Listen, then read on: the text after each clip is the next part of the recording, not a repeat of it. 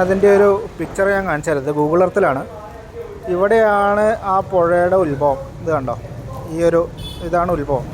ഇവിടുന്ന് പൊട്ടി വന്നിട്ട് ഈ പുഴ ഒലിച്ചു വന്ന് ഈ കല്ലും മണ്ണും പാറയൊക്കെ കൂടെ വന്ന് ഇതാണ് മുണ്ടക്കൈ. കേട്ടോ, മുണ്ടക്കൈ എന്ന് പറയുന്ന സ്ഥലത്ത് ഈ കാണുന്ന വീടുകളും ഈ പുഴയോട് ചേർന്ന് ഈ കാണുന്ന വീടുകൾ അതൊക്കെ അതിൽ ഒലിച്ചു പോയി. ഇവിടെ കണ്ടോ, ഈ പുഴയോട് ചേർന്ന് എത്ര വീടുകളാണുള്ളത്. ഇതെല്ലാം പോയി നേരെ വന്ന് ഇതാണിപ്പോൾ നമ്മൾ ന്യൂസിൽ കണ്ടുകൊണ്ടിരിക്കുന്ന സ്കൂള്, ആ മരം, ഇതൊക്കെ. ഇതിൽ ഈ ക്രോസായിട്ട് കാണുന്ന ഈ ബിൽഡിംഗ് മാത്രമാണ് ഇപ്പോൾ അവിടെ നിലനിൽക്കുന്നത്. ബാക്കി ഇവിടെ ഇത് മൊത്തം പോന്നു.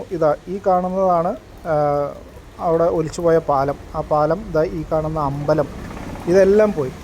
ഇത് പോയി അവിടുന്ന് നേരെ വന്ന് ഇതുണ്ടോ പുഴ വരുന്ന വരവ് കണ്ടോ, ഇതിലേ വന്ന് ഇവിടെയാണ് സൂചിപ്പാറ വാട്ടർഫോൾസ്. ഇത് കണ്ടോ, ഈ സൂചിപ്പാറ വാട്ടർഫോൾസ് അങ്ങോട്ട് ചാടിയിട്ട് നേരെ അങ്ങോട്ട് കണ്ടോ, താഴേക്ക് ആ ചാല് പോകുന്നത് കണ്ടോ.